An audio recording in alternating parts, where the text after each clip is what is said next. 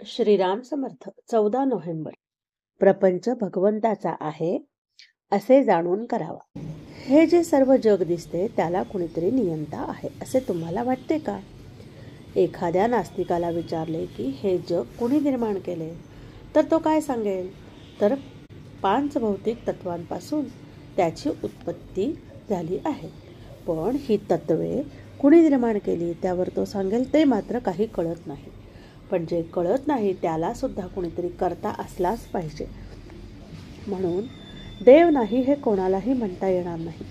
जिथे सध्या वस्ती नाही तिथे मंदिरे बांधलेली आपण पाहतो, आणि ती कुणी बांधली याचा तपास करू लागलो असताना बांधणारा कोण हे जरी समजले नाही तरी ज्या अर्थी ती आहेत त्या अर्थी त्यांना कुणीतरी बांधणारा आहेच.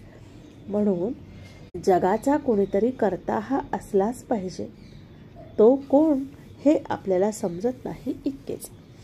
आपण संसारात वागतो त्याप्रमाणे मुले खेळात खेळ थाटतात, खेळात लग्न लावतात, त्यांचा सर्व सोहळा करतात, बाहुलीचे संस्कार करतात. त्यांच्या खेळात बाळणपण होते, मुले होतात, सर्व काही करतात. पण त्यांना कुणी घरात हाक मारली म्हणजे खेळ टाकून तशीच धावत जातात. त्यावेळेस मूल तिथे रडेल वगैरेची काळजी त्यांना राहत नाही.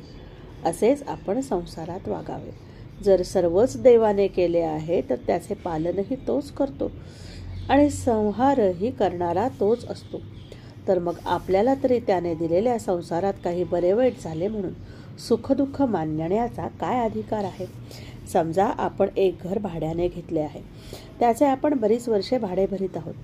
पुढे जर आपण ते घर माझेच आहे असे म्हणू लागलो तर तो मालक ऐकेल का? तो काहीही उपायाने आपल्याला घरातून काढून लावेल की नाही?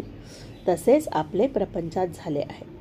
जो प्रपंच आपल्याला त्याने भाड्याने दिला आहे तो आपण आपलाच म्हणून धरून बसलो, परंतु त्याला वाटेल तेव्हा आपल्याला काढून लावता येणे शक्य असताना आपण तो आपला म्हणून कसे समजावे?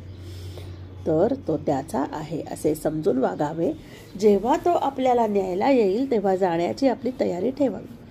म्हणजे संसारात सुखदुःखे बाधत नाहीत. आपण भजनाला लागलो तर प्रपंच कसा चालेल याची काळजी करू नये. भजनाला लागल्यावर तुकाराम महाराजांसारखे झालो तर वाईट काय? बरे, तसे न झाले तर प्रपंच चालूच आहे. प्रपंचात नुसते रडत बसण्यापेक्षा आनंदाने रामनामात राहूया. सर्व हवाला रामावर ठेवून थोडे दिवस तरी राहून पाहू, मग खास चिंतारहित होईल. सर्व हवाला रामावर ठेवून थोडे दिवस तरी राहून पहा, मन खास चिंतारहित होईल, पूर्ण निष्ठा उत्पन्न होईल. आजचे बोधवचन: हे सर्व विश्व व अखिल प्रपंच ईश्वराचा आहे. प्रपंच ज्याचा आहे त्यास तो देऊन टाकून आपण मोकळे व्हावे. जय जय रघुवीर समर्थ. जानकी जीवन स्मरण. जय जय राम. श्रीराम जय राम जय जय राम.